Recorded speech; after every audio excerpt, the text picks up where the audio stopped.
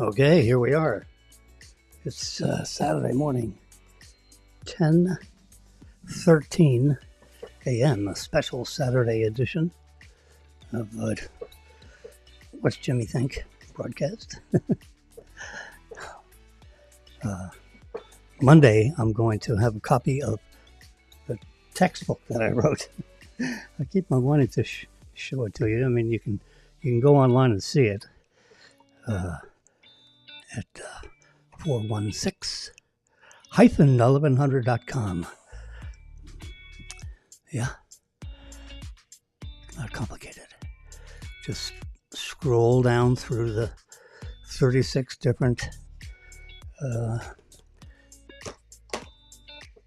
categories, I guess we call them, and you'll see about 2/3 of the way down the cover of the textbook, and you can get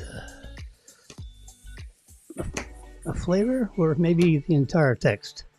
It should be all available online. It's a big PDF file. Question is, did I put it up there? Excuse me while I have a sip of my hot tea. Hot tea. I have, you'll notice, a box of Ozempic. As I was declared,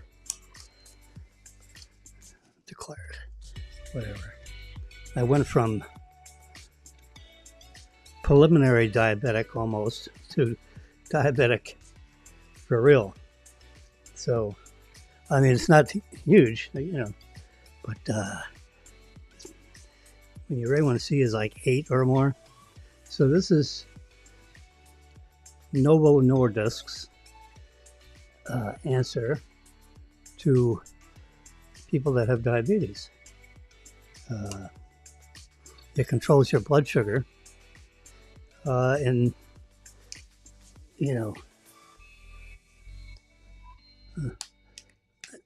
there we go. Yeah. Basically, you turn this, which is you hear. Yeah. And you keep cranking that until it gets to 2.0. After about 4 or 5 months, you get up to, it starts you off at a half a milligram, then you go to a 1 milligram. But I think it starts at a 1/4 milligram, then a half a milligram, then 1 milligram, then 2 milligram. Half, 1/4, 1, 2.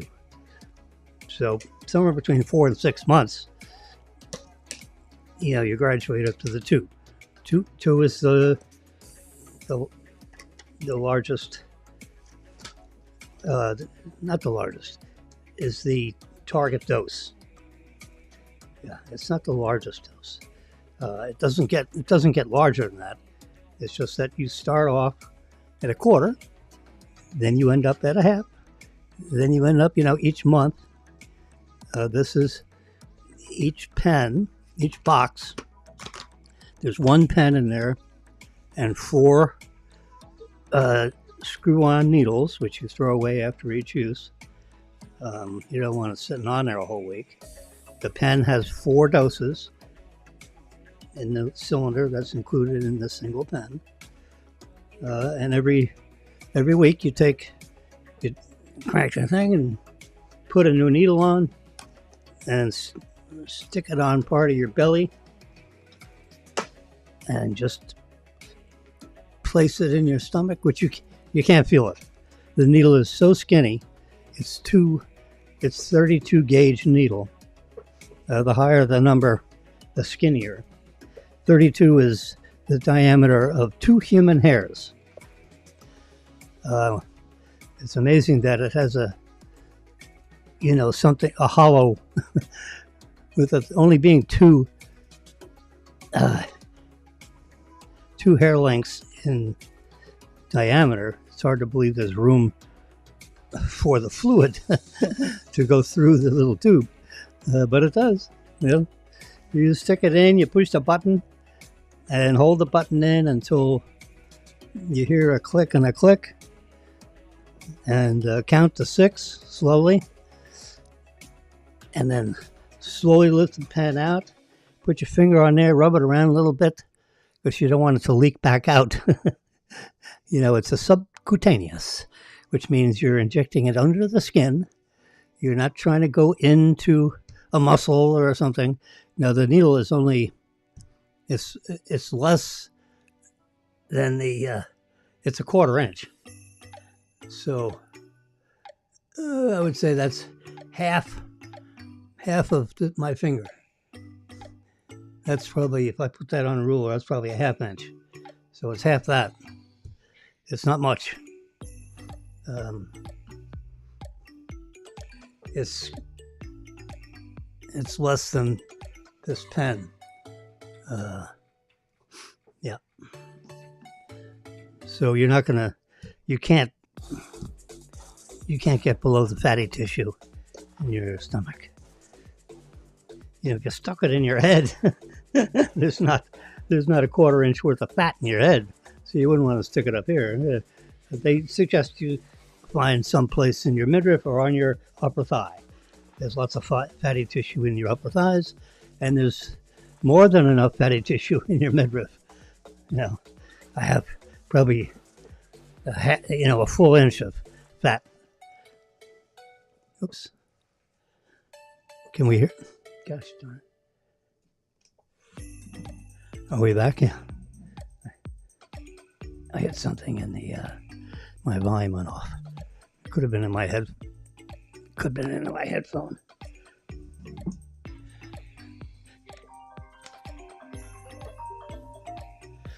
Yeah. There we go.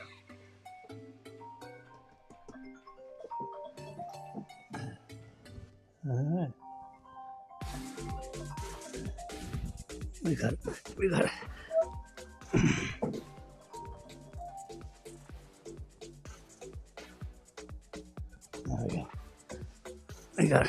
We got phones ringing. We got all kinds of stuff. Sorry.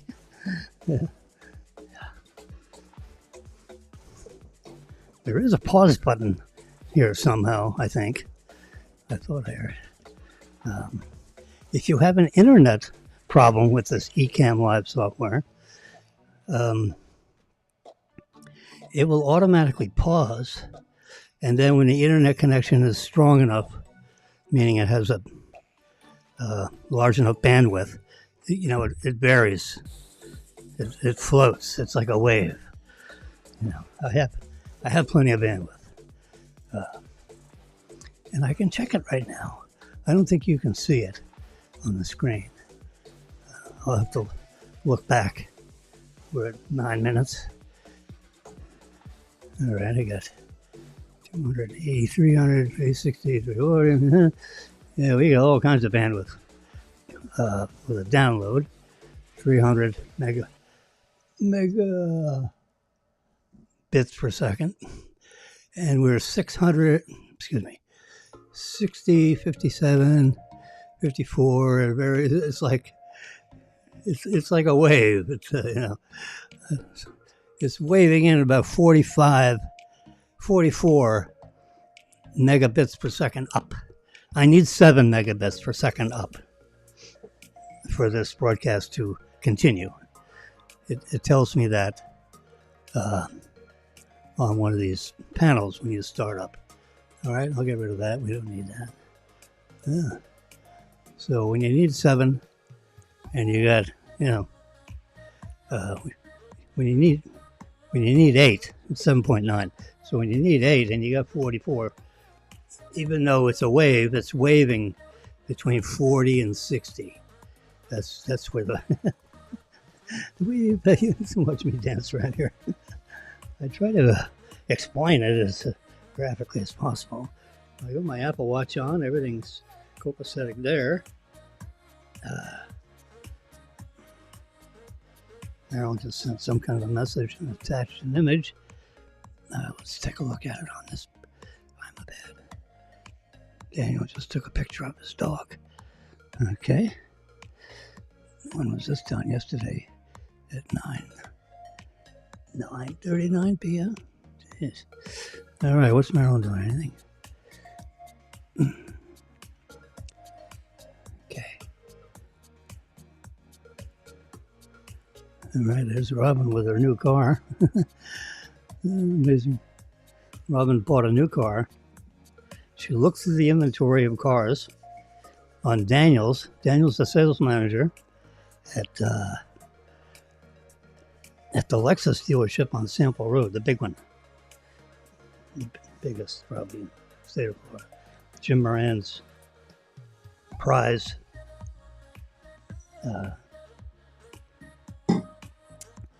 dealership.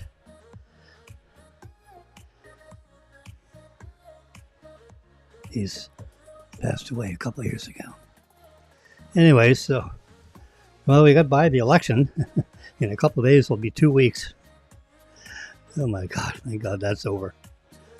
With all the election ads on the TV, and oh my God. You know, 99.9%. I shouldn't say. Let's say 90, if I had to guess. And I have absolutely nothing. Zero. I have zero way of telling you, how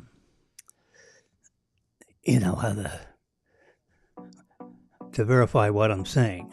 Okay, let's put it that way. I have no clue. But I would say, like 96%, only 4% was undecided. I don't know how you can be undecided. These people that get interviewed, and they say they're undecided. I think that's so they can get on TV. How the hell can you be undecided? Unless you just returned from Saturn on a long space flight. It's kind of hard to imagine someone being undecided. But, God, maybe some of these 18 to 29-year-olds. There's no one over 29 years old that's undecided. If you are undecided, then you're probably not going to vote. That's how I look at it. You're probably not going to vote. So, that's... There we go. Yeah.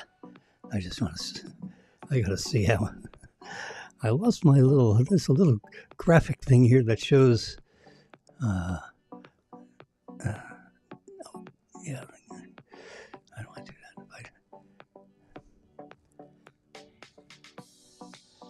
I would show on my screen here what my volume level is. I don't see that, so for some reason. So, what are you going to do? We have everything running. I can turn over this way and look over, but when I do that, then I don't have my face in front of my microphone. All right, so I showed you the Ozempic. I showed you the pen. You take a shot once a week. We take our shots on Thursday evening. And then the other thing I got to do today, right after I get off of this, I don't think I want to do this live. I could. I'm going to open up the box wide, though. What the heck? Tear here. Abbott Laboratories. I've got it set up so I can actually see my blood sugar in my watch. How cool is that? But it requires 3 apps. Oh my God. There's the House majority. I'm looking over at this screen right over here. House majorities. We have Republicans have 218. You need 218. That means everyone must be present to get something through the House. But the important thing, which Clay Shaw explained to me, is that if you get to 218, which is the minimum number that you need in order to control the House of Representatives, everyone is there and everyone votes and all that kind of stuff in the same way. 218 is the majority, because you multiply 218 times 2, what do you get? 436. Well, there aren't 436 seats. There are only 435. So that means if you're a 218, they got to be a 217. Okay? And that means it's a one vote. But with that one vote, with that one position, with that one election that someone won, 11 or 12 days ago, you're the person that's on your committee, the senior member of the 13 committee, they become the chairman of those committees. So you end up, with that majority, you end up with 13 chairmanships. The House Ways and Means Committee, that's the one that controls the dollars. The Armed Services Committee, the Committee, the Education Committee. They have a committee for the committees. Well, there are 13 committees. And I just rattled off 3 of them real quickly for you, and that's where I'll stop. All right, here's the internals. Let me do that a little slower.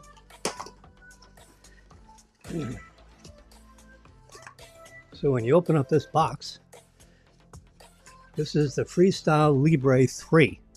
And if you have any kind of a blood sugar thing where you're pricking your finger, don't do it anymore. Get this. Get your doctor. I believe this system is available without a prescription. They call it something else. And you can look it up. And it should be, at your drugstore.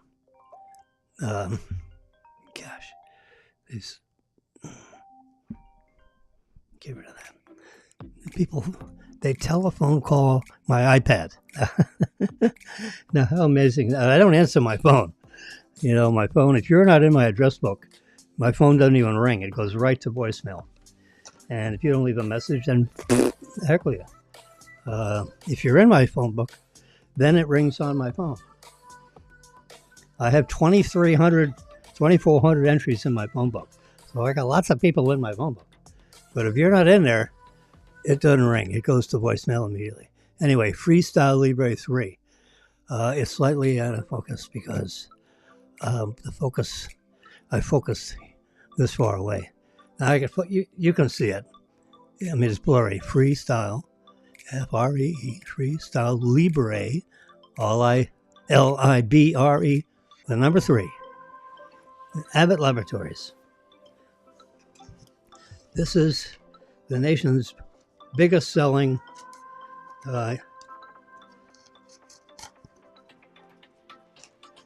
method of looking at your blood sugar. It automatically, you plug this thing in the back of your arm. You find on the bottom fatty part of your arm, and you just shove this in there. This comes off. You have to get through this seal. Yeah. You have to cut the seal. Just happen to have a cutter back there. Yeah. Razor blade, of course, always very handy. And you just do that. Seal is now broken. Why'd you do that? And you call your son up and say, please open this stupid thing. This opens, and then it exposes this, which you just shove into your arm. I don't know if I can put that back on.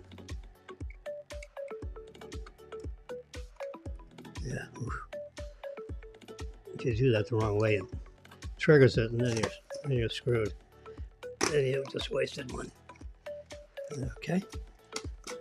I didn't trigger it. You push it against your arm, and then it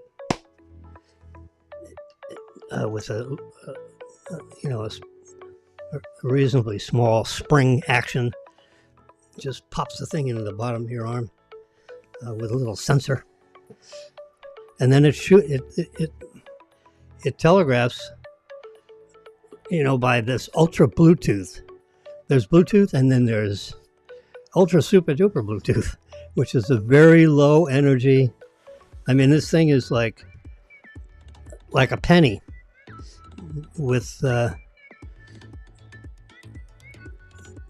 sticky stuff on it. So when you put it on your arm, it stays on your arm. for 2 weeks. And every 5 minutes, it shoots a signal to your iPhone. They have a special app which you can open up. I'll show you on this computer screen here. These iPads are touchscreen computers. I don't care what they tell you. It is a touchscreen computer. This is the logo right there, or the icon. There it is. You can see it there. It has no value because I don't have one of them in my arm. I wear this for 2 weeks, and then I give my arm a rest for 10 days. And then I put another one in for 2 weeks. I mean, you can keep putting them on every 2 weeks and just keep switching arms. I keep it in the same arm, my right arm, because I'm a lefty. It's like with you wear your watch on the opposite arm. So if you're a lefty, put it on the right arm. Well, I also put this gadget on the right arm. And since I'm giving my arm a couple of week rest, that's not, after a while, you know exactly what you eat, and you know what happens to your blood sugar. You just know, because you've been doing it for for years and years. And now that I've been doing Ozempic at the 2 milligram level of semaglutide, which is the active ingredient, semaglutide. It's chemistry that has been designed by Big Pharma, and Big Pharma in this case is Novo Nordisk. There's a little beast. There we go. There's a little beast here, right there. It says Novo Nordisk. So I used to take. I had one of these, a similar pen, designed by Novo Nordisk, and I bought their insulin at the tune of $100 a month, or I think it averaged out about $150 a month for the pen and the user installable cylinders that hold like 100 units of insulin. And I'd give myself an injection of about 6 units of insulin right before each meal. So 3 times a day. So 18 to 20 units a day worth of insulin. And, that would manage my blood sugar. So if you did it right before you went to lunch or started lunch, by the time you're digesting your food, your body is absorbing, the insulin. So, that's the theory. When you give yourself a shot of insulin, it takes, when you're injecting it in a fatty part of your tissue, which, when I was taking, I was always sticking myself on the right side of my stomach somewhere. Now I'm Ozempic, I shoot that in on the left side. They don't want you to put it in the same. Even though you're using Ozempic, you could give yourself a shot of insulin if you found your insulin up around. If you see this graph here, if your blood sugar was up to like 350, the top end of this scale, I give myself a shot of insulin. My blood sugar went up that high. It hasn't ever. It's gone to like 230, which is, a finger width above, the green. And that usually happens when I go downstairs to lemongrass and have a nice half a bowl of, I have miso soup with some rice in it. That'll help my blood sugar. That's for starters. I have a the bowl's about this big around, about that deep. So it's a full cup. I'd say a cup and a half of soup, which is plenty. And it's got, seaweed in it and bean curd, which is the Asian version of cheese. It is. I mean, we ferment milk to create cheese and all that, special methods of making, hundreds of different varieties of cheeses. Cheddar cheese, sharp cheddar cheese, not so sharp cheddar cheese. American cheese, white American cheese. And then they have Munster cheese. There's like thousands of different kinds of cheeses, and that's all of a process of curdling up milk. And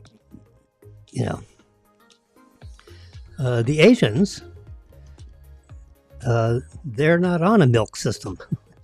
They're on a soybean system because they grow soybeans. They don't milk cows. In the Asian community, they grow soybeans. The American culture milks cows. And from the cow milk comes butter, and from butter comes cheeses. But the Asians they grow rice, and they grow soybeans. And soybeans is what they, add with water, and they stir it, and they filter it, and they flavor it. And, one of the things they come up with is called a bean curd,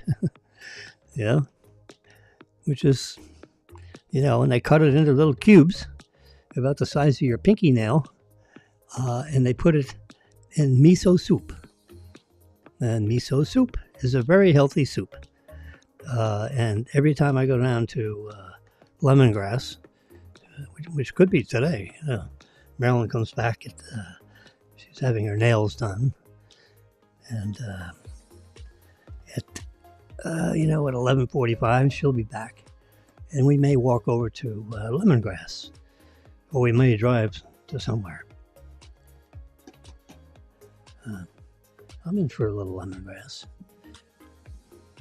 Have a little miso soup and stir-fried shrimp or scallops. That'd be my entire lunch. The miso soup is marvelous. And that's it. Sit around. Just the two of us. Have a little lemongrass.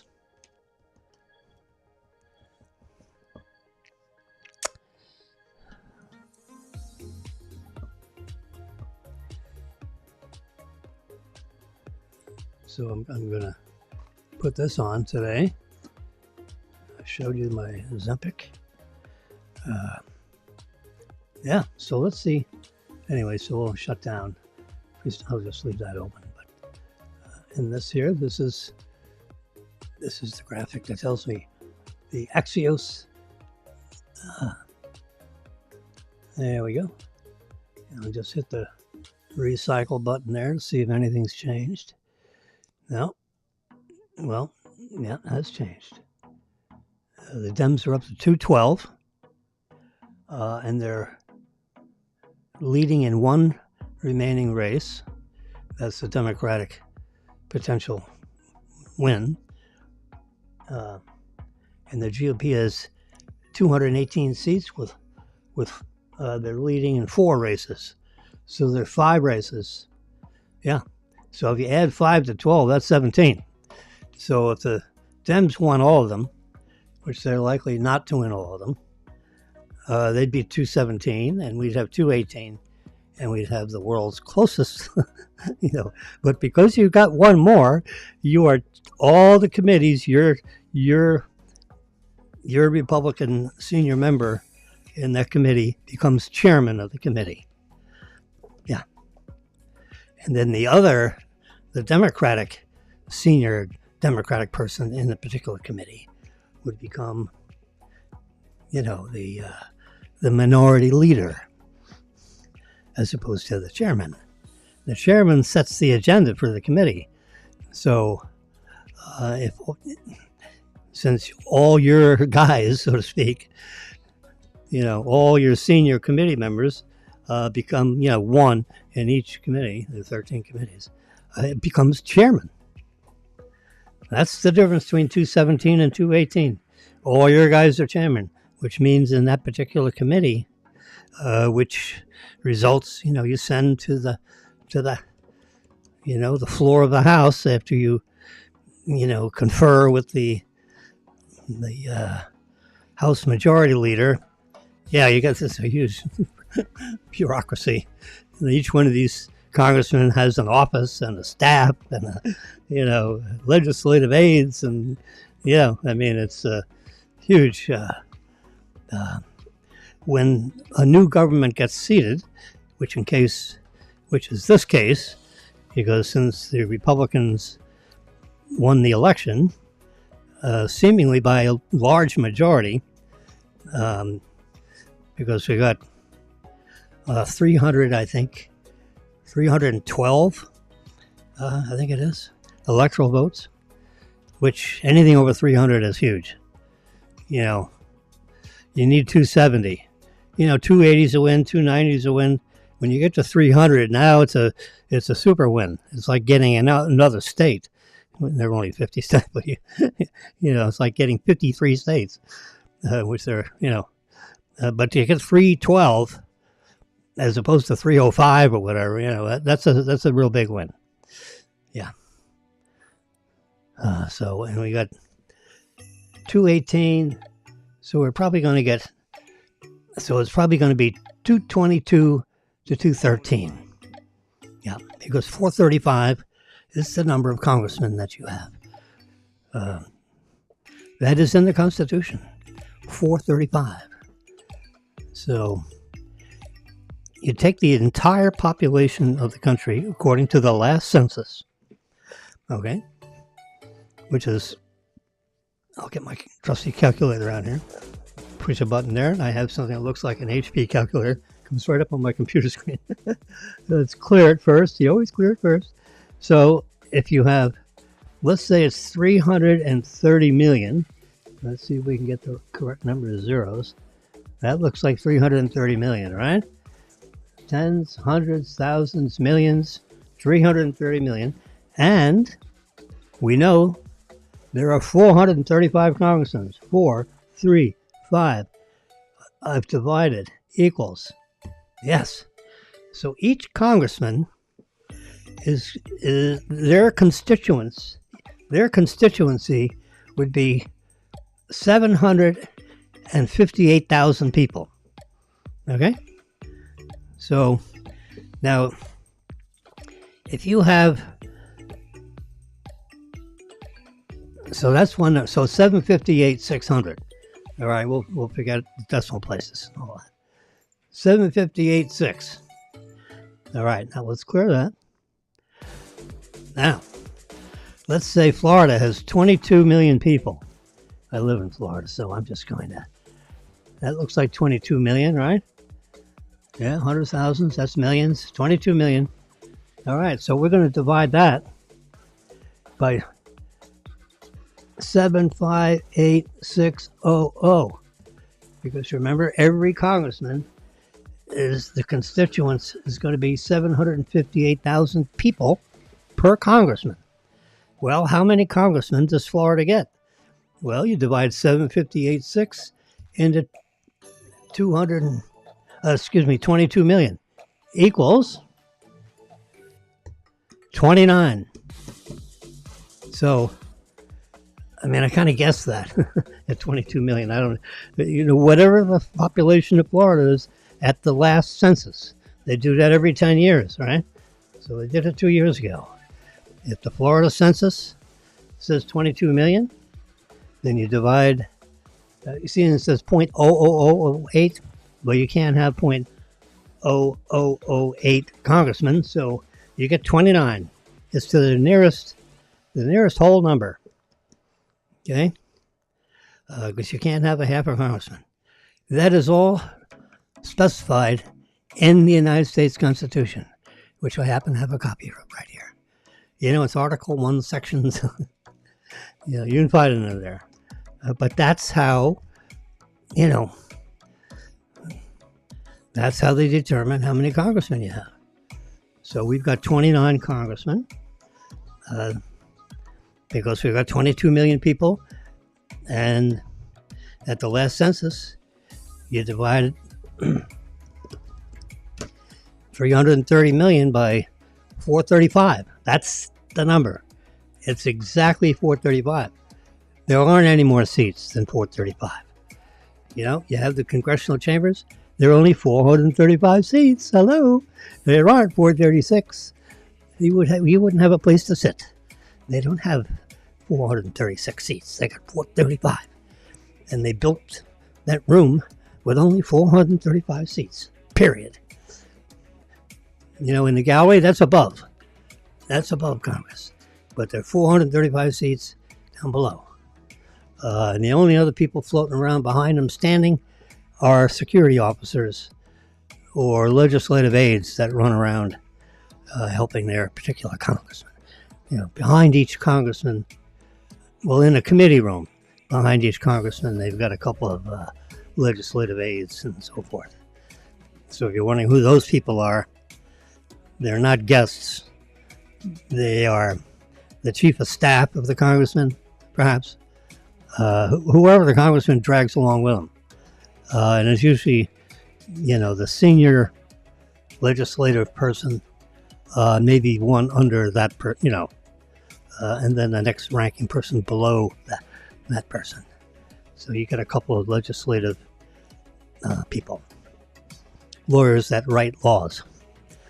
You know, congressmen submit laws to Congress, and then Congress approves the law or changes the law, and then approves it. You know, it's a process, creating a law. But the congressman writes the law to begin with. Well, the legislative aide does. Congressman reads it and says, yeah, I like it. That's what I thought. That's what I meant. And then they submit it up through their committee, and then the committee, decides about it. And then if that law that ultimately the president wanted, then gets put to the House to a vote. And then maybe they jiggle with it, put it through the vote. And if they approve it with a majority vote, only requires a majority, then it gets pushed up to the Senate. And then the Senate reviews the law. And depending on what the minority vote is there, if they have a majority of the vote of 100, there's only 100. Yep, there's only 100. Because there are 2 senators per state. 50 states, 100 senators. That's the magic number right now. So if we've got 54 seats, I think we have 54, 53, 54.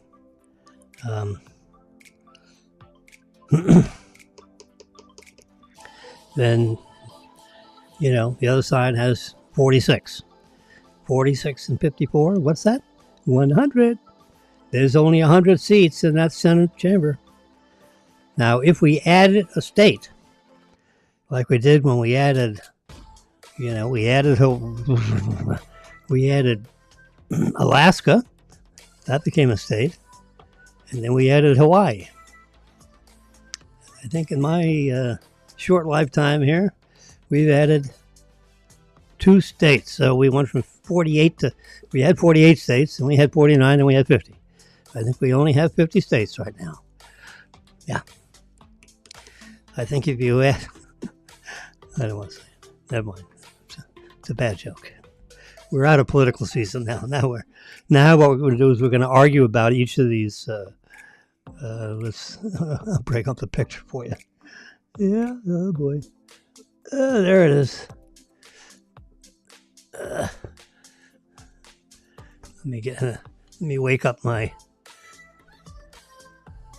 control room guy. Hey, give me full screen on the, what are you on? There you go. Remember, this studio is manned by 3 people. Me, myself, and I. All 3 of us run this little operation here. And there's the producer, the director, and the talent. Well, the talent, in quotes, is Jimmy, yours truly. And then you have the guy in charge of the control room. That's myself. Me is the talent. Myself is the you got it. And the director is I. Me, myself, and I. Well, anyway, we're in now full screen mode. So with my fingers, you can't see me anymore because I'm giving 100% of the real estate to. Now you know what I can do. Whoops! Get back here. Let's get rid of this. I can come down here and do one of these.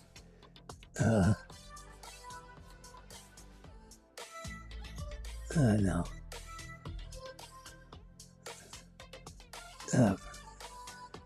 Crap. I don't know what I did. Let's try this one. Let's crop split screen. What would that be? Let's copy. Not too sure how to get rid of that.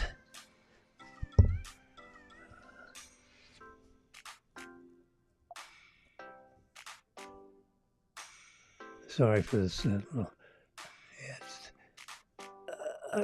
Oh. Yeah, that should go away. I don't know why it's not going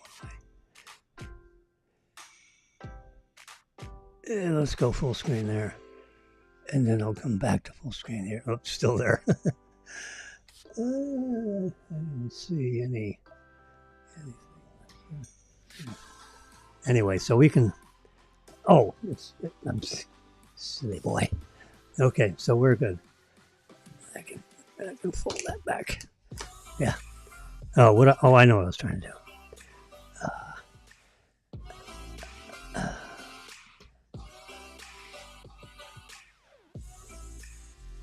No, that's not it. Oh, yeah, here it is.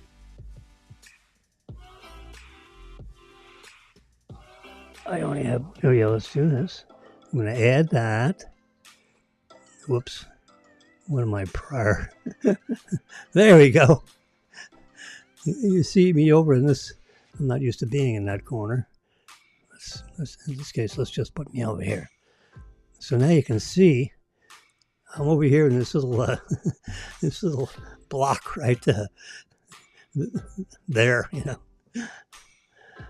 Yeah. And I can switch them. I think I'll click it again. Then I got Big Me. Oh yeah, that's another version. Okay. Anyway, so we can see this, and you can see me also. So I don't want to lose the audience. So these are all the people that are going to be the closest around him. That, you know, he's going to have the, of course, in this Trump administration, you know, the presumption is you have Trump and the vice president.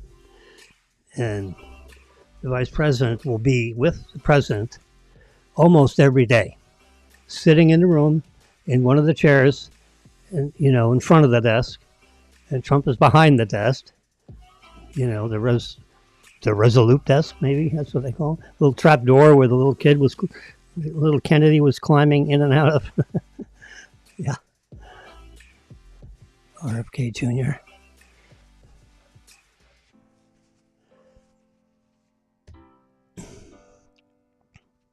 JFK Jr., I should say.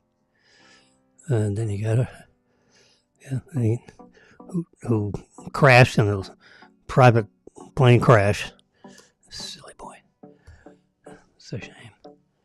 And then you have Robert F. Kennedy Jr., who is one of these people that was selected to, there he is, RFK Jr., Secretary of Housing and Human Health Services, whatever, since he's Mr. Health. You know, get the poisons out of our cereals. You know, I mean, big pharma, big chemistry, the industrial, you know, complex has, you know, like if you buy cereal in London, you know, from Kellogg's, for example, you're not going to find all those dyes and colors in them. There are only a few select healthy dyes that tend to color these cereals, you know, United States, yeah, we got the whole rainbow. All kinds of different, uh, you know, I'm having all kinds of technical issues here. Why did my phone go off? All right.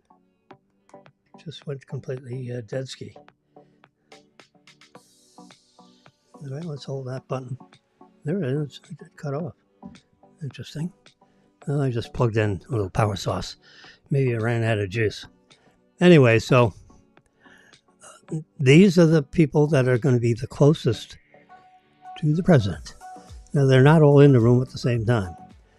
Now, you know that colored lady, I don't know what her nationality is. It's,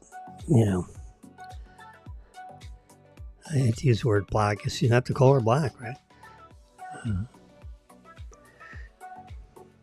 French girl, French name, with the curly hair, who does the press she's the press secretary that meets with the press every day, and the press says she gives a 10-minute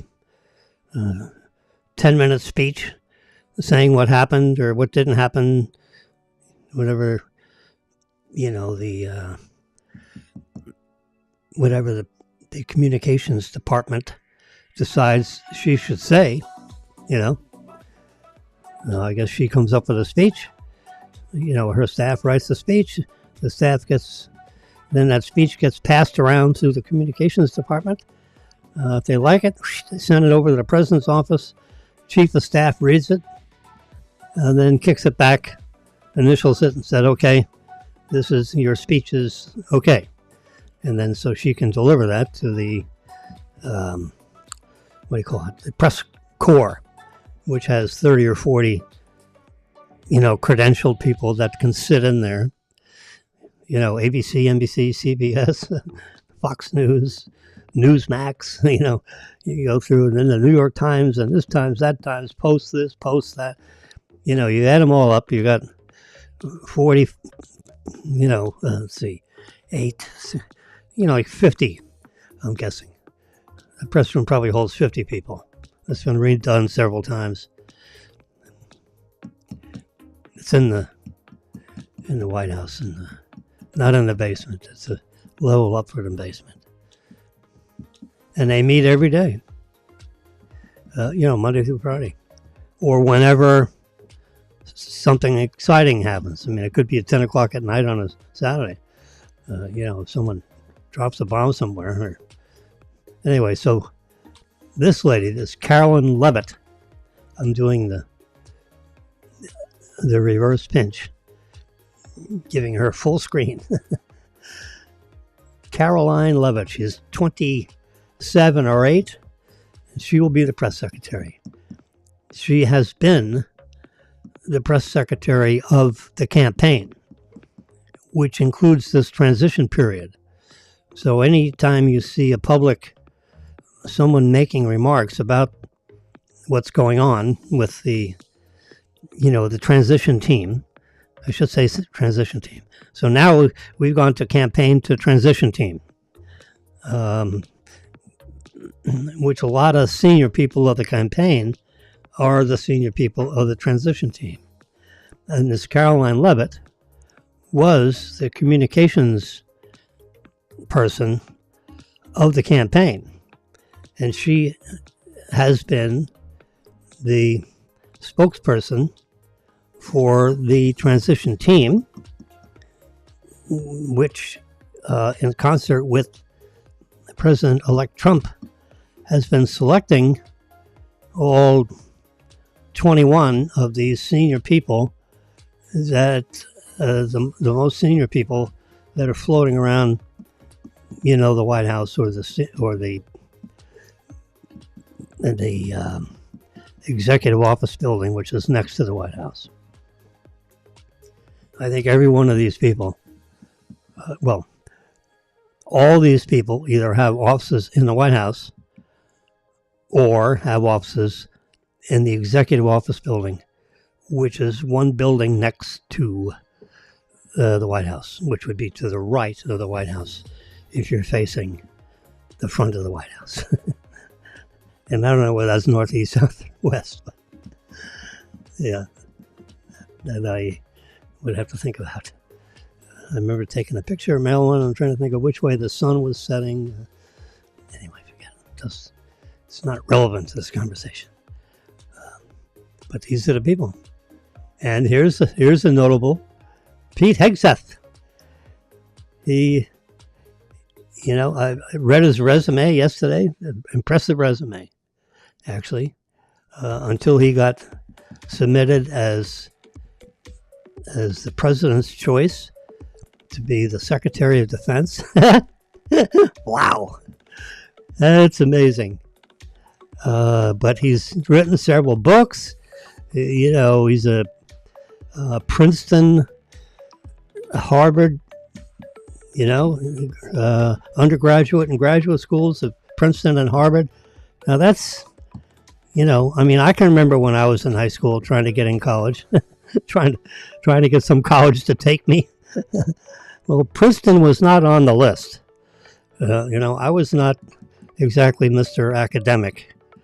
You got to have an SAT score, in your junior year of high school.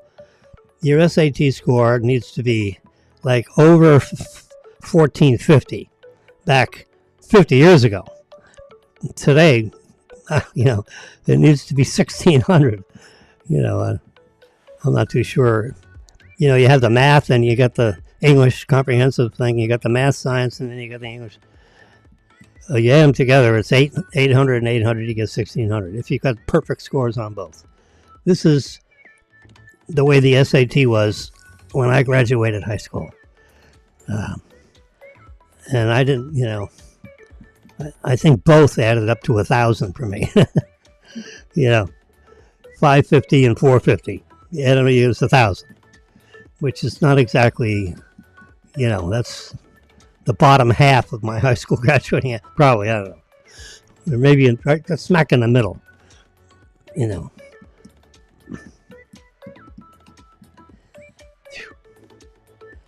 I get worn out just thinking about that. Anyway, so Pete Hegseth, Secretary of Defense. I mean, to get into Princeton, you got to have 1475,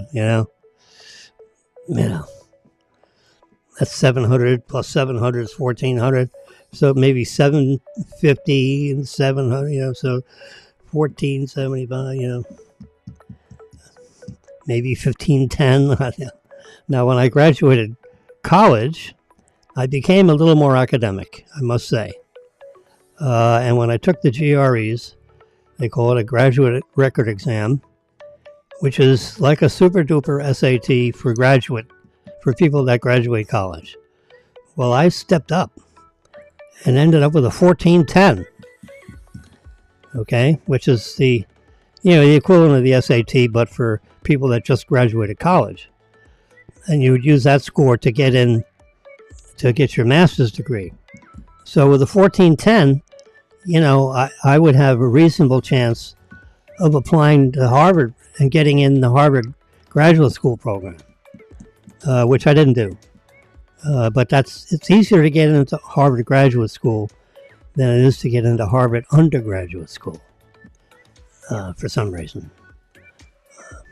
But, with a 1410, I was told that I could get in, almost any graduate school in the country, depending on the subject matter. And I was, biochemistry, serious biochemistry. And most students shied away from biochemistry. For some reason or other, I liked it and did well. God knows why, I learned how to pronounce all the words. I couldn't spell the gall darn words, so I couldn't pronounce them. So I spent extra time making sure, and when I saw these words that are this big, that I could, I'm still over in the corner here. Yeah, that I could, I had to be able to pronounce it. And my mother taught me that when I was like 9 years old. You must learn how to pronounce these words, James. She called me James when she was and she was stern with me. I wouldn't say mad with me. Mothers don't get mad at their sons, but they get stern. At least my mother got stern occasionally. Oh, yeah. But she, like every mother, she loved her children. Whew. It was Jimmy. I had an older brother and a younger sister. Older brother passed away a few years ago, I believe, and younger sister somewhere in Oklahoma or something. Yeah. And have 4 kids. One in Virginia, one in Maryland, and 2 right here in Boca Raton. Marilyn is getting her nails done, and she and I have been married for 44 years. Wow. Whew. Gives me... Yeah, that's 24. Well, married 43 years, together 44.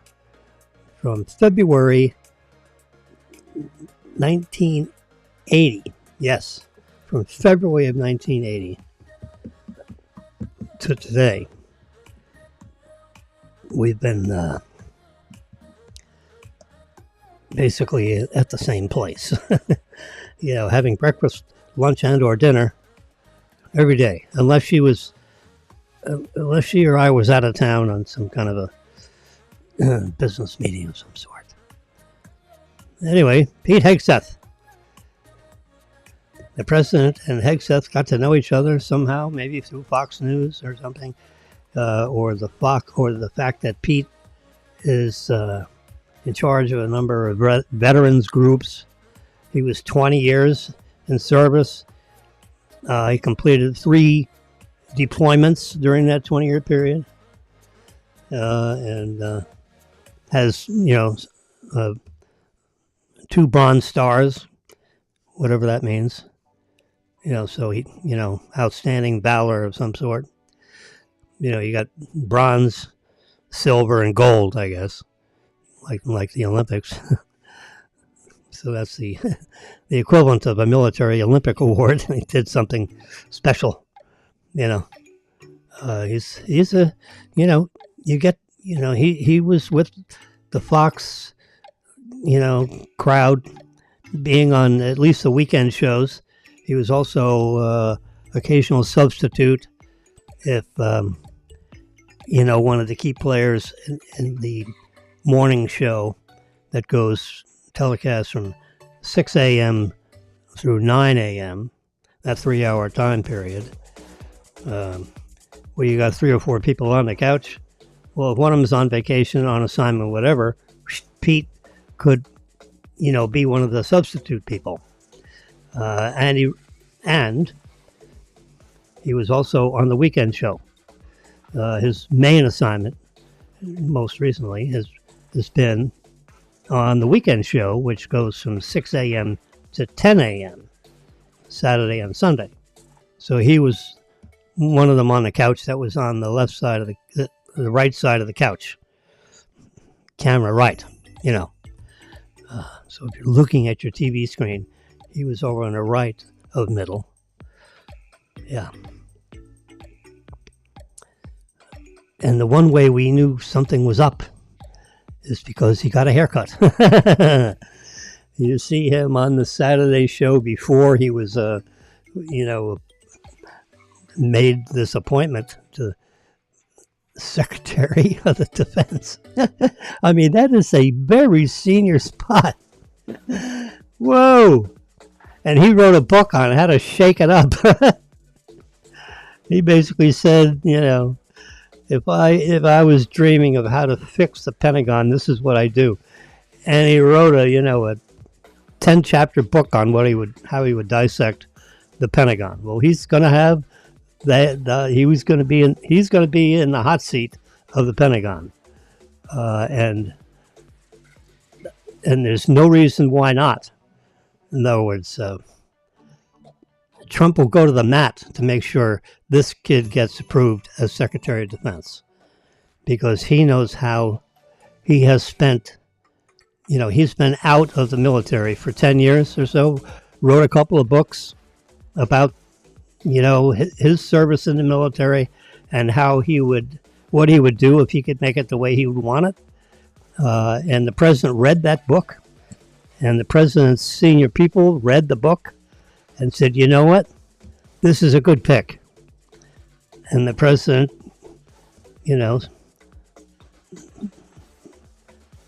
put him up. He told the transition team, write the press release. We're going to appoint him. And then they appointed Governor Kristi Noem. She's the Republican current governor of South Dakota. So I imagine, now I guess the normal course of events is that, let's say with Pete Hegseth, interesting last name, Hegseth, Hegseth. You can tell he's a sharp knife in the drawer. Yeah, he is definitely chicken salad. When I was in the banking business, when I operated the banking business, I should say, and I was CEO of a bank holding company, I was considered a sharp knife in the drawer. Yeah. I had all candles were brightly lit. Well, so is Pete Hegseth. And you can tell just talking to him. He's alive inside. He knows what he's talking about. And he will be not your basic deep, he'll be not part of the deep state robots. He's going to be Mr. Do instead of Mr. Don't Rock the Boat. He's going to throw people out of the boat. He's going to fire 1,000 generals or reshape them or reassign them to Alaska. Sometimes you can't fire people in the military because, they didn't do anything other than being stupid. Pardon that word. That's the one thing about Trump. He'll say, that guy's stupid. That's what half of the American public can understand. Stop with all the big words. Trump's a doer. Oh, crap. I'll have to pass on it. United Healthcare is calling me back. Leave a message. Yeah. So, anyway. All right, how are we doing here? Are we getting our music back? There we go. These companies call. I don't understand why they call my iPad. I have a number in the phone. Call the phone. Of course, I don't know if I'd answer. They're probably telling me they're processing my application because they just figured out that I was late in joining AARP. So I went to my business with the AARP on Wednesday. And then on yesterday, I needed a day of rest after that. Deal with this insurance crap. I hate it. Oh, God. I used to have people that would do this. I don't have people anymore, so I got to do it. God damn it. I don't even have I used to have secretaries, administrative aides, and I said, would you take care of this, take care of that? I had people you can hand your stuff to. Well, I don't have any people anymore. I got to do it. Marilyn doesn't want to do it. She's busy doing what she does. So I get elected to do it. So I took care of me on Wednesday, which means I called, AARP, United Healthcare, the 1-800 number, and found out, here's my, gosh darn it, I keep putting my stuff down on this trackpad. There we go. Let's put that back to normal, and let's, there we go. Now we got me, and then we'll add that. Oops. All right. I need one more click. We want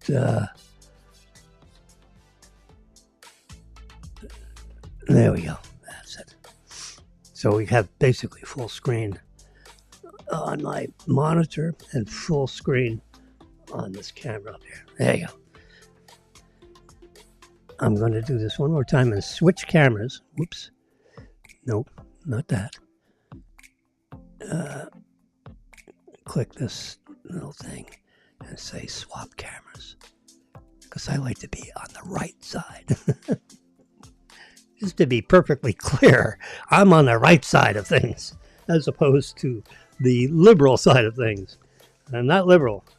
I'm left. I am right of middle, but I'm right of middle. There's the middle. I'm right of middle. There's nothing wrong with that. Anyway, so that means my camera, so whenever I show anything, see, this is my results. It's all written over the sale, which I'm sure you cannot understand. And if I look at it carefully, I can almost understand it.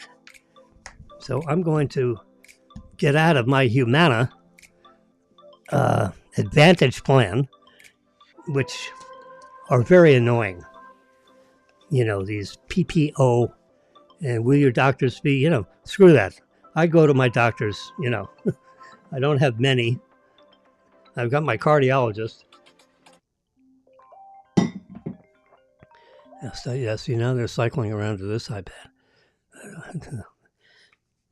Anyway, so I took care of me Wednesday. I took care of Marilyn yesterday. Thursday, I had my day of rest. Because I got so worn out with the one, I figured I'm not doing the next. Anyway, so one of us has to be a current member of AARP. So I learned that on Wednesday. So yesterday, I joined Marilyn up. It cost $16.18 or something or other. So I said, okay, we'll join. You can join in 1 year, 3 year, 5 years. I said, let's just do a year at a time. Because you can't get the insurance unless you're a member of AARP. Because this is AARP's pick. They interviewed all the different, things. And year after year, they've been picking United Healthcare. Now, they could change. But they've been, the last 5 years, United Healthcare has been the company that AARP, which has a membership of 10 million people, or, which that's serious group of people. And United Healthcare then gets a whack at some percentage of the AARP membership. So I got this envelope, which is a half-inch thick, and it has the AARP Medicare supplemental plans. Woo! Take that for a little bit of afternoon reading. Well, I found out after reading it, and I did read it. I'm familiar with it. And I found out that Plan G, that's the one you want. And of course, it's not the most expensive. Plan F is the most expensive. And there is differences between G and F. And, F was, $90, almost $100 more a month. And I didn't see what you really got. Didn't seem, we don't travel all over the planet. Anyway, you can look at the chart. And I looked at the chart. And Plan F and Plan... anyway, so G, and for me, is $400 a month for Plan G. And for Maryland, it's $336. Yep. So that's $740 a month for your insurance fee. A month for insurance. Ouch. Yeah. And then that entitles you so that you can get the United Healthcare AARP prescription drug thing, which is not included in Plan G or F. Yeah. So that's going to cost another you know, and so the deductible, there is deductible on the drugs, and the insurance piece to get the drug insurance, you pay, and the deductible, multiplying it out for a year, $1,600 a year, or $133 a month, and that is a big plus. That is a big advantage to the Advantage plans, because I'm currently getting hammered with the drug expense. You know, for 7 months out of the year, it's costing me 400 hours. It's costing me 400 hours a month just for my drug piece. Whereas the drug piece here with this insurance is 133. So so with Plan G, if you want to hear my, I'm telling you all about my insurance woes, but just so you know, my Plan G is $400 a month, and my United Healthcare drug thing, whatever they call it, the preferred plan, they had like 3 of them. I took the 2 or 3 of them. I crossed out one of them, and I write preferred. Yeah. So you add that up, multiply by 12, and then you add the maximum deductible can be that. So it cost me $535 a month for my Plan G and the drug. $530 a month. I mean, I have 2 drugs right now that cost me $530 a month, just for 2 drugs, with the Humana Advantage. Screw that. You have to watch that. Whatever the United States government calls it Advantage, because it has something to do with Medicare, that means you're getting screwed. Or you're, it's the Obama plan was the Affordable Care Act. That's what they called it. Well, they should have called it the Non-Affordable Care Act. I mean, it's terrible that Congress allows that to happen. Why do they allow these laws to be called something that they're not? And the only reason I know it, and I can write a book what I don't know about the Obama medical care thing, except I walked my son through, my 35-year-old son, which was 30 years old at the time, probably, because he's over 26, right? So when he turned 27, and he was, one of the sons that lived either with us or near us, probably near us, not with us, and he needed insurance because he couldn't be part of Maryland's insurance piece, because after 26 years old, you got to get your own insurance or have no insurance. Well, I think for 1 year he had none. And then after that, we decided, hey, let's look at this Affordable Care Act stuff. So here's a healthy 34-year-old, 33-year-old, whatever, somewhere in his 30s. And, we got all the information, and, if he broke his leg, well, no, forget that part. The Affordable Care Act was costing him over $200 a month. It's like $210. Well, there's nothing affordable about that. So you got to pay $200 into the insurance thingy for the Affordable Care Act. Some affordable that is. I'm 100 years old, and my insurance is like $400.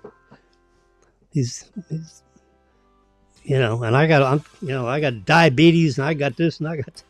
Actually, I'm pretty healthy except for the diabetes. Oh, you mean other than the quadruple bypass surgery you had 6 years ago?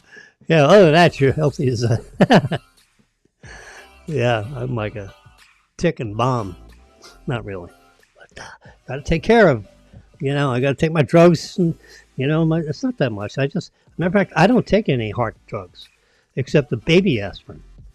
I was taking metoprolol and metformin and all that. And I said, you know what, Doc, I don't want this metformin anymore. I don't want shit starting to fall off. Just let's just do insulin. I can give myself insulin. I don't like the pill. I don't think it's as effective as the insulin thing. He said, okay. I said, I've been reading stuff. There's something, they're adverse effects of the metformin. Haven't you read the same thing I have? And, they're like reasons not to use metformin. So I think I'll execute some of the reasons why not to, and I'll go with insulin. I haven't read anything that says there's nothing wrong with insulin, except for the fact that you got to take it when you need it, like before each meal, which I did, for years. And then they came up with this Ozempic thing, and I figured, hey, I like that idea. So that's what I did. I switched to Ozempic. Now I take this once a week, and I'd have to dig back in my refrigerator to get, I don't have a pen loaded up with insulin because I haven't needed. I think I have one pen loaded with a fresh, unused insulin cartridge. So that's clean, and so that's the one advantage of Ozempic. You don't, unless you just gorge yourself with food, which you won't do because the Ozempic just slows down your gastrointestinal everything, so you don't get as hungry. Now I know why Humana's. But I'm watching a little Humana ad up here in the corner. Now I know why they're advertising so much. Their insurance is terrible. It's like State Farm. They're advertising like hell with their insurance. The premium is terrible. Ugh. Jeez. Anyway, so Marilyn and I have to sit down and have a conference because we have to decide on this insurance crap right now. Matter of fact, I essentially said yes to both of them for both of us, so that the plan that I went through with Plan G and everything, and I don't think I did the drug piece for Marilyn yet, which I'll do that Monday through Friday. So Monday morning I'll do her drug thingy, and we'll switch over. So it'll cost us, $1,000 a month for both of us with the drug plans and Plan G, which is a supplemental plan. And everybody likes the supplemental plan. The doctor's offices like it, the hospitals like it, because everything is covered. The patient doesn't have to pay anything other than their premium, which, they don't give it away, but it covers everything. You can be in the hospital a year, God forbid, and they pay everything. There's no copay. Now there is like copays with the drug plan, but they can't be more than whatever. So when you add it all up, it's $130 a month for the drug piece. So, so I've given that number to you in our figures. Anyway, so that's been my plight this week. Okay. Among other housekeeping chores, take care of 2 cats, and we have an automatic litter box, which is magical. The Robo litter,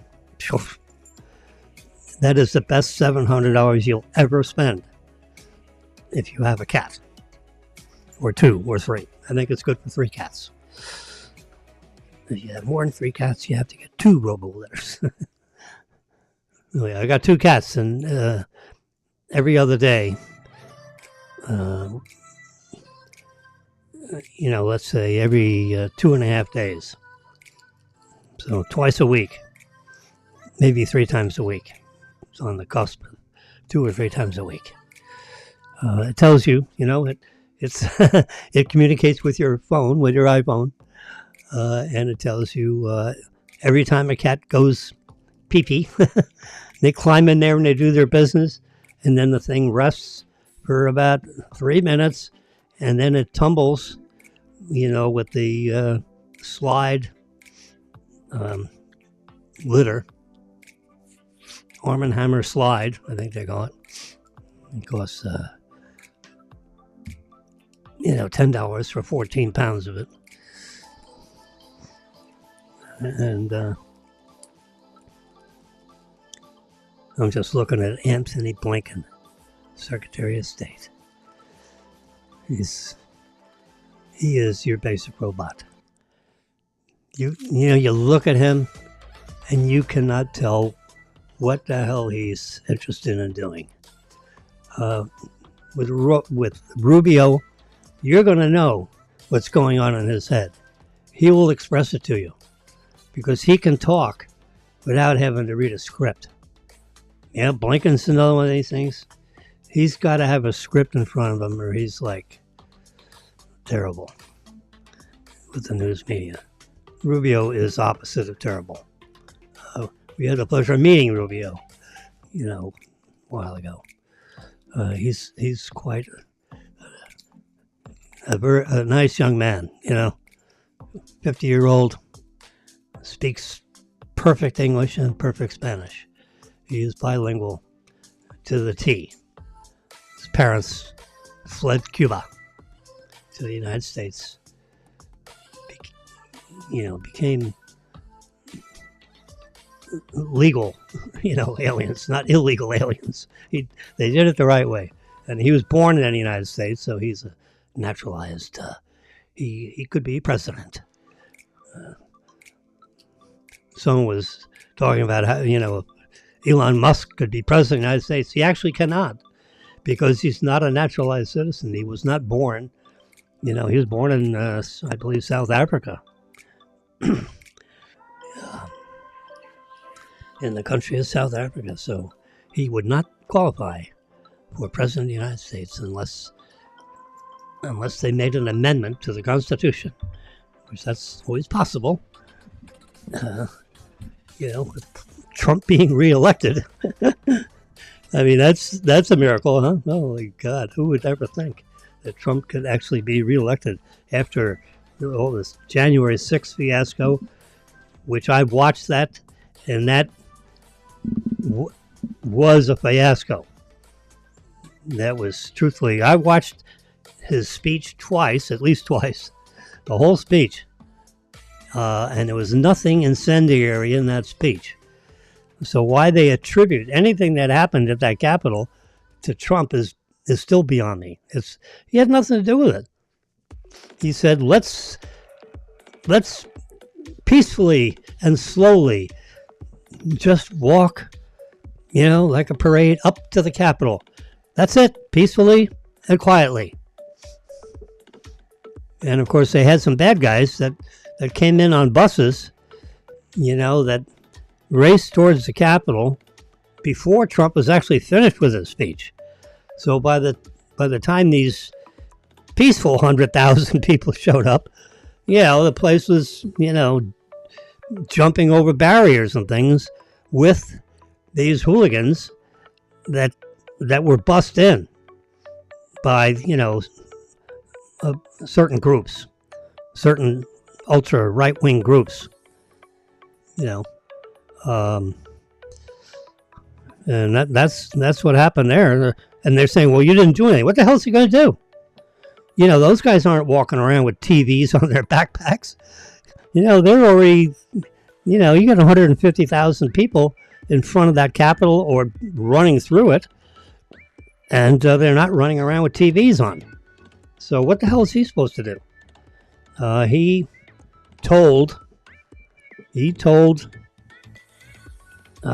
volunteered, this is the right word, to Nancy Pelosi, who's the Speaker of the House, and the Speaker of the House is basically in charge of the Capitol Police. They report up through her. She is the point person for the Capitol Police. If they want more people, more guards, so forth, to protect the Capitol and the other government buildings there surrounding the Capitol, like the White House and the Executive Office Building and, 3 or 4 of the important buildings, then the Speaker of the House is the one that determines that with input from whoever the hell she gets input from. Well, the president called Nancy Pelosi 2 days before the 6th, so on January 4th, and said, he told her, you need at least 10 to 15,000. Yes. He says you can have anywhere from 10 to 20,000. I will approve. Apparently, the executive office, like the president, he can approve, more Capitol, police. They call in the reserves. I think that's what the reserves are all about. He says you can have up to 20,000 reserves. And I suggest you do it right now. You don't have enough police protecting the Capitol. It's an important event where, the Vice President of the United States is marching up the electoral votes for this election, and you don't have enough police. So at least take 10,000. Let's call up 10,000. I'm approving 10,000. Please take 10 to 20,000. You pick the number. She took none. So I don't know if she intentionally left the police, improperly guarding the Capitol for this important event. The 2020 election results. On January 6th gets walked into the, the chambers for, to read the electoral votes. That's how they get submitted to Congress for the determination of the president-elect. And all those things are happening right now. The paperwork are being drawn up and everything because, in 6 or 8 weeks, they have to deliver the results on January 6th of 2025 in order for, the president to be inaugurated, on the 20th. That's how it works. Every 4 years, same way, same titles, just different people. Speaker of the House right now is not Nancy Pelosi. Thank God.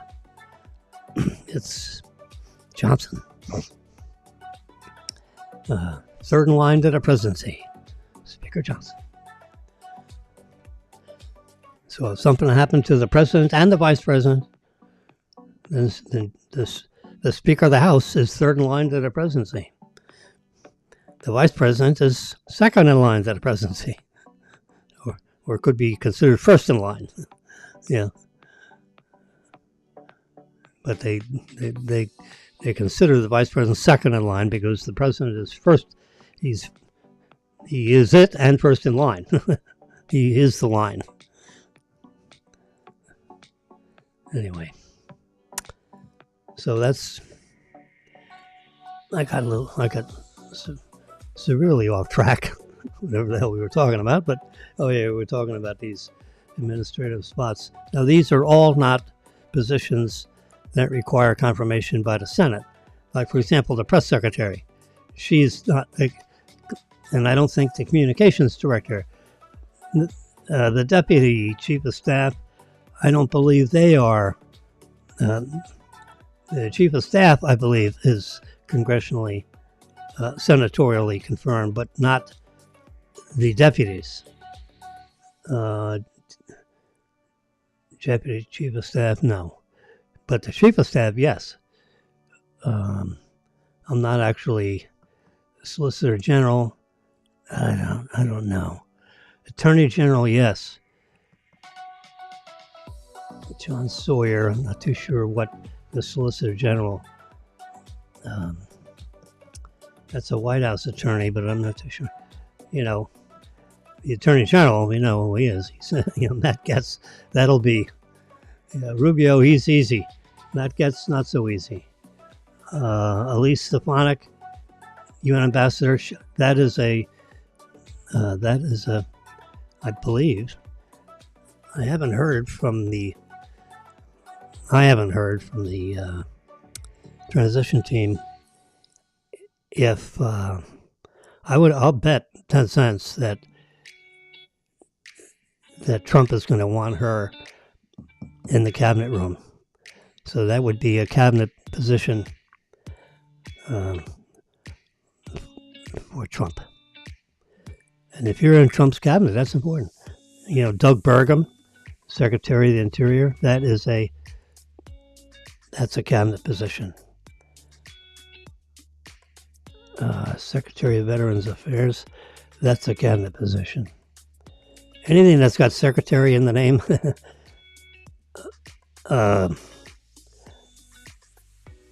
White House Deputy Chief of Staff, no.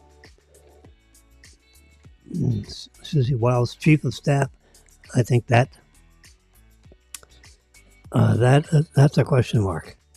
I don't know if the Chief of Staff is a cabinet position. National Security Advisor, I believe that is. EPA, yes. Stephen Miller, he's deputy, no. Tom Homan, yes. Secretary of HAS, yep, that's a cabinet position. Director of National Intelligence, that's a cabinet position.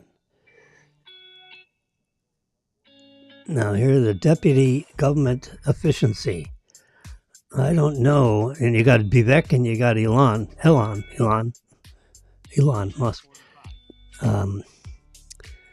Maybe Elon Musk would be this is a new office, and I don't know whether Trump has decided if, I would imagine he's going to want at least one of these guys, probably Elon, to be on, in the cabinet room. I don't know if Vivek would be in the cabinet.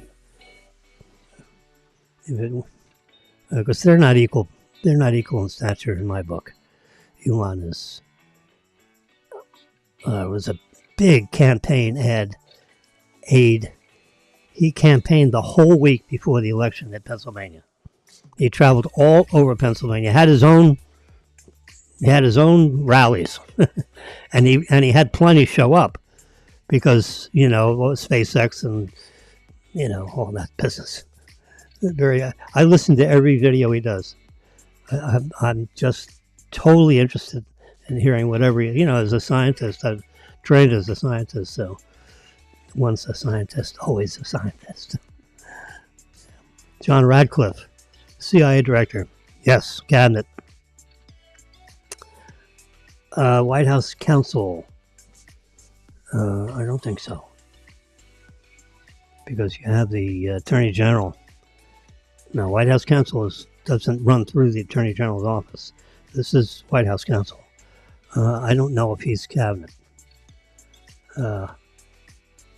Israel ambassador, I don't think that's cabinet. Secretary of DHS, yes. Kristi Noem, that's a cabinet position that needs to be confirmed by a majority of the Senate. Pete Hegg says, Secretary of Defense. Look at smiling Pete. Yes, sir, Bob. That is a cabinet position. And I guarantee you, Trump is going to be like white on rice getting his cabinet approved. And the only question mark that I can see so far is this fella, Matt Gaetz. Because he's got people that have testified in front of, the House committees that he has not behaved properly with a minor female. But you never know. You got people that will stand up and lie to help a cause. This one girl says, "I saw them." Well, how the hell could that be? Tell me this guy, did the dirty deed with 2 or 3 other women in the room. What the hell kind of menage a trois is? I don't know. As a U.S. congressman, would you really do that? A guy, a trained lawyer, and he would do something that you shouldn't do with a minor, with a 17-year-old to begin with. Supposedly, we haven't heard anything from the particular female that's involved. unnamed for obvious reasons. But with 2 witnesses? Come on. Could you be that stupid? And if he is that stupid, do you really want him as Attorney General? But the Department of Justice investigated the same thing and said, there's nothing here that we can... No, there's nothing here. So they decided, forget the ethics committee in the Congress, they're going to write a report. Well, I just told you what's in the report, the bad part, what's in the report. But the Department of Justice examined the same exact event, the same exact witnesses, and said, forget it, there's nothing here that's indictable. So they dropped the matter. Totally. So that, that's good enough for me. If the DOJ, which is not exactly, Matt Gaetz is not exactly a friend of the Department of Justice, believe me, because he's been tearing them a new ass every time he gets a chance, because he doesn't like Garland and the Attorney General's office and the Department of Justice. The whole 7th floor should be eliminated. And if Matt gets in there, the Deputy Attorney General, whoever that is, one of these fellows. Oh, God. Yeah, one of these guys is the Deputy Attorney General. That would be the poor slob that has to get rid of the 7th floor. Really, everyone on the 7th floor has got to go. Not just, and that includes the head of the FBI. He hasn't done anything to reform the FBI. Nothing that's, according to people, I have friends that are former FBI agents, actually. Someone that was in our building here. And we had dinner and cocktails with this lady. It was a lady. 10, 12, 15 times, 20 times. Many times. Probably 15 times if I had to pick a number. And we talk about, all this political crap all the time. What else you talk about? You talk about your favorite color. That's why if you get married to somebody, that person should be the same political persuasion as you, or else what the hell are you going to talk about? Either that or you're going to throw pies at each other for 40 years. You're going to end up in divorce court. Because you can't have something as important as the politics of your government and which basically rules your life. That can't be something that you disagree with. It's too big an item. You can't cross the barrier. I don't know what Marilyn's political persuasion was. I don't know. I don't know. I never asked her. We just agreed on most everything. So I guess she's very open-minded as to her political interests, aspirations. Well, no aspirations, but, opinions and so forth. When we had conversations, we pretty much agreed on everything. I couldn't even tell you anything that we have disagreed on with regard to national affairs, politics, state affairs, whether or not we liked the governor or, so forth. And I think we both think DeSantis is doing, a terrific job. Having no scandals, state's running beautifully. I wish he'd be stronger with the educational stuff. I want an American flag in every classroom. What happened? Who the hell decided there wouldn't be an American flag in every class? You stand up in front of your class. You did the Pledge of Allegiance every day. When did that stop? What administration stopped that? I think I'll do one of those Google searches when we hang up here. Who decided no more reading of the national anthem? You went in the speaker. They had some student who would, read some bulletins or something, and then you do the Pledge of Allegiance, and there'd be a flag. You're facing the classroom. Over in the left corner of the classroom, there was a big flag on a stanchion. in every single classroom in the school. Who decided we're going to pull the flags? And what the hell did they do with all those flags? I mean, it had to be hundreds of thousands of, tens of thousands. I don't know how many schools there are in the United States. I think every school in the whole country had a flag in the front of every single classroom. Who decided to pull them out? Someone call me and tell me. No. I've thought about it. We've talked about it, on this show, and with my friends. I talk to them. They don't know. Someone decided. Some jackass in the Department of Education in Washington. Oh yeah, we don't need American flag. You know what? Because your teachers, the kids, the people that are educating our children are forming the minds of what things are going to look like 20 years from now. Because the kids that are in, 5th, 6th, 7th grade, 3rd, 4th, 5th, 6th grade, you add it all up, and these teachers are indoctrinating our kids to be, liberal dickheads. I don't know what else. I'm sorry. They shouldn't be teaching, liberal or conservative. I'm not professing that there's any conservative bent to our educational system. It should be neutral. Okay? You ever heard of neutral? If there is such a thing. Yeah. I know we got to have Democrats and Republicans, but there should be a neutral position on everything politics in our school system. Absolute neutral. And neutral includes the flag being in the front of every classroom. Neutral means I pledge allegiance to the flag of the United States of America. It takes 20 seconds to do the Pledge of Allegiance, to which we stand. Jeez. Students don't do that anymore. No wonder they're burning the flag and everything else. They have no respect for the flag because it hasn't been, our second graders, our third graders, 4th, 5th, 6th, 7th, 8th, 9th, 10th, 12th. They have no respect for the flag.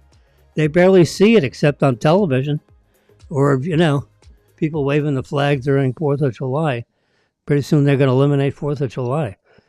That's why Trump wants to get rid of the Department of Education, because they are ruining the minds of our children. They're not helping. Of industrialized countries, we're near the bottom. We spend the most, yet we get the least. That's the Department of Education. We spend the most per student, and we get the least result.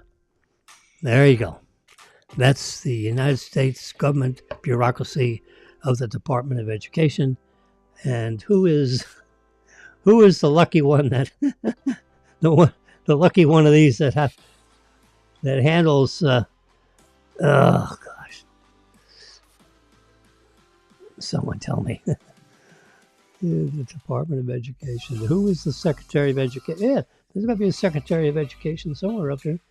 Anyway, one of these people is going to be just like the supposedly Elon Musk et al. Are going to, get the education. Trump wants to just eliminate it here. Maybe he got a department of 3 people. And then everybody else, they got like 7 office buildings in downtown Washington. 7 full office buildings that are only occupied at 7%. Because they never went back to work from Cordoba, COVID-19. I call it Cordoba. I talk like Archie Bunker, just for the fun of it. Anyway, the COVID-19, never people are allowed to work out of their homes. Well, in the Secretary of Education, only 7% of the people are at work.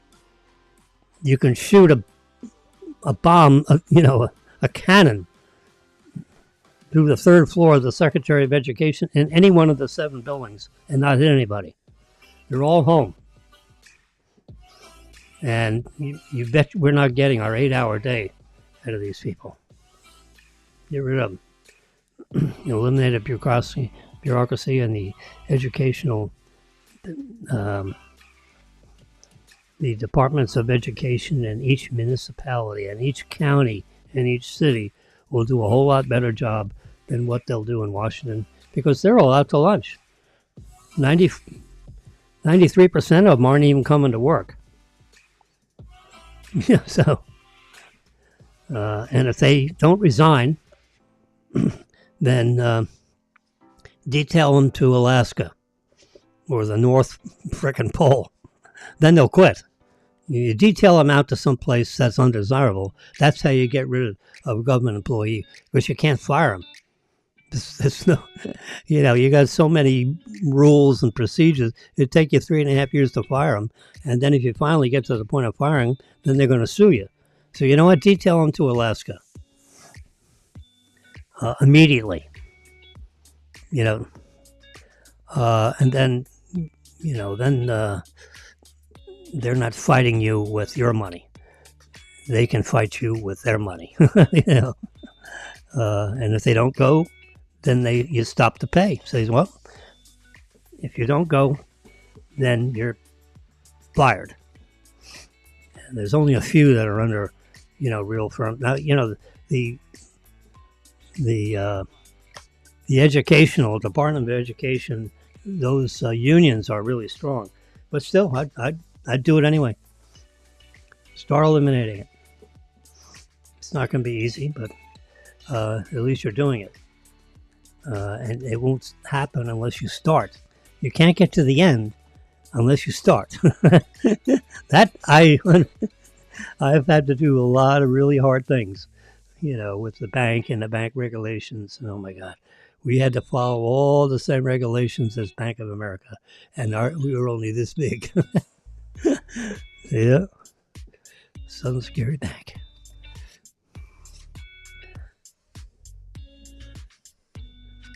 I have an entry in the Federal Register. We did something that no one has ever done before.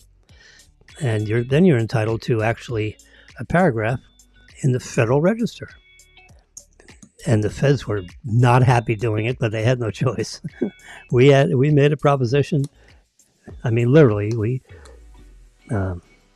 we made a proposition to the Federal Reserve, and we had to go to the Federal Reserve in Washington, D.C., and I had to put a pitch on to the staff of the Federal Reserve in Washington, D.C., and it had to do with we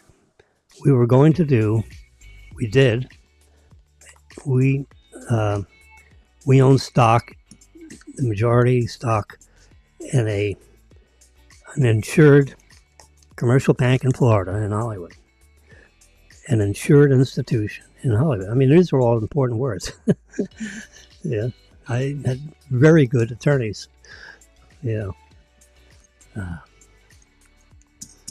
I think George Washington was one of the first lawyers in this firm. How about that? Yes, sir, he was. And they put me on to one of their associate attorneys in Buffalo, New York, and he helped us prepare the paperwork regarding we did a reverse merger into a clean public shell. In other words, this is Tom Abate. I dreamed this up. And I said, well, what if you have a company that's a public company with 300 shareholders, give them a dividend. For each share that they have in your company, create a dividend of a share of stock and call it Go to Hell Inc. I don't care what you call it. Call it something nice, because it's going to go before the Federal Reserve. So every share that you have in Company A, which you're the CEO of, declare a 1 share dividend of this brand new company. That's a public company, but it's never done any business, so it's clean. It doesn't have any assets, doesn't have, it's got it's got $10, of assets and no liabilities. I'll give you the $10 or $100. So it's got an assets of $100. It's got no liabilities. It's a clean public shell. It's never done any business, so it can't have any, it can't have any litigation against it. And if we do a reverse merger, for every 100 shares of what your people have, you get 1 share of our holding company. We did the math, so they ended up with like 1% of the company. But that maybe and some fees and things.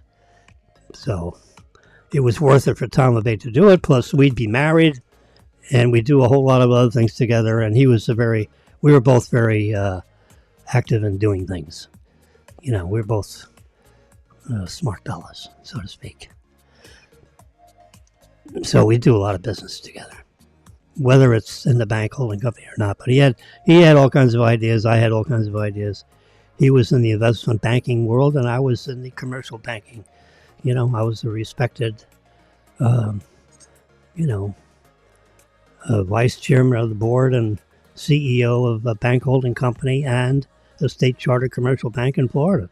And Florida's not a joke. Florida's a serious state. And we bought a sick bank in Hollywood and fixed it. That's not easy to do. I gave him the exact plan on how we do it, and we did it. So the state of Florida loves me, so to speak. As much love as a bank regulator can have for a CEO. They love us. We saved them,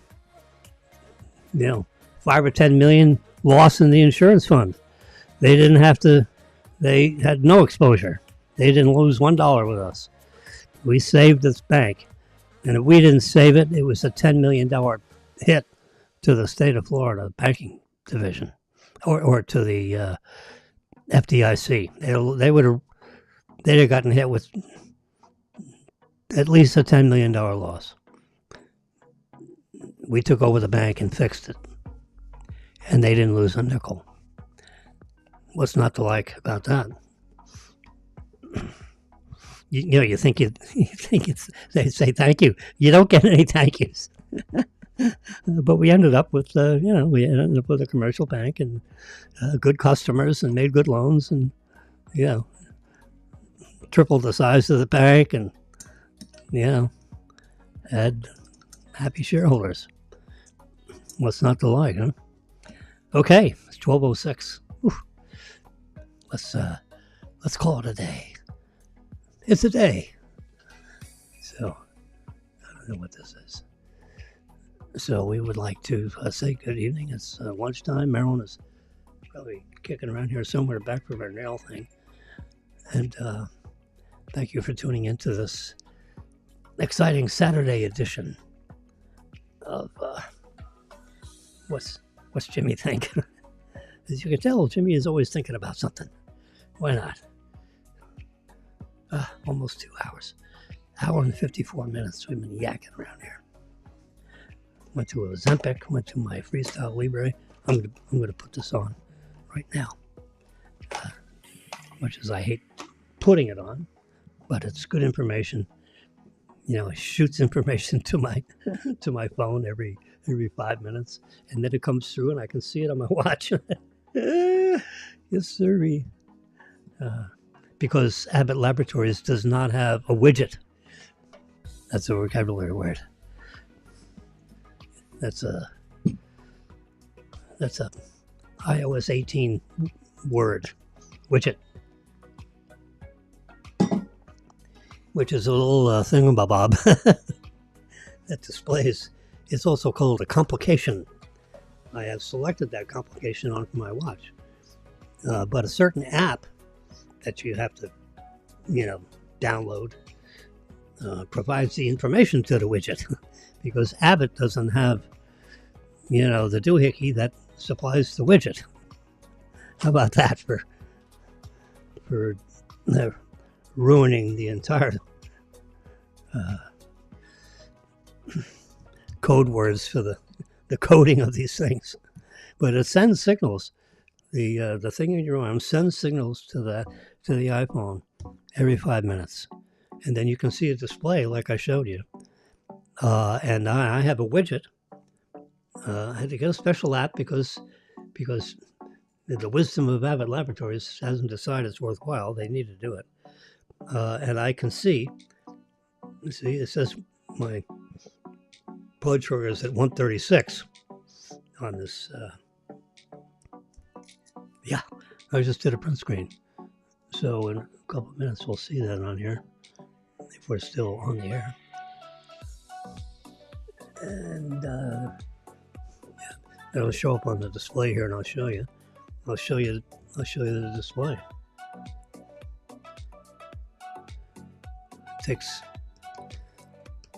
It takes a little time to do it like a print screen. That's not how fast the signals go out every 5 minutes, and they're instantaneous. Every 5 minutes, instantaneous. A print screen is outside of that system. It's the iOS system. Let's see if I can see it on this device. It sends it to every device simultaneously. And it should be in the top of this. And it's not there yet. All photos.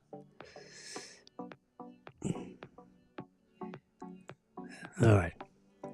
Well, anyway, I got a widget. I got a complication that comes off my widget. But you can't do a complication unless you have the widget. You got to do the widget first. Anyway. Yeah.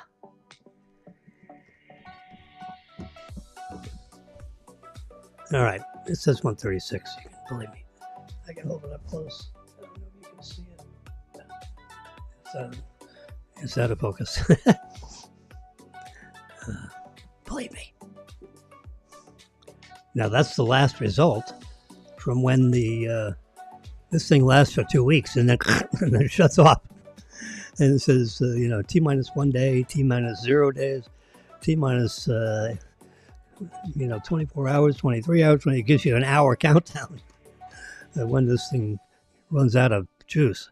And then if you want your blood sugar, you got to prick your finger and do, on a little strip. Anyway. Monday morning, I'll show you the 136. There's a print screen. I don't know why. It wouldn't show up there. Anyway. How about days?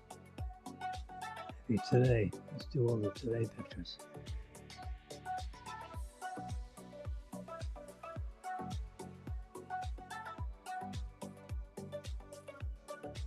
Should be right down there. All right.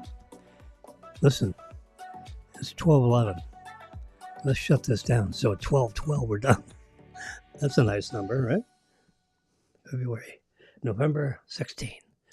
You all have a great weekend. I'll see you Monday at 9 a.m. sharp. Bye-bye.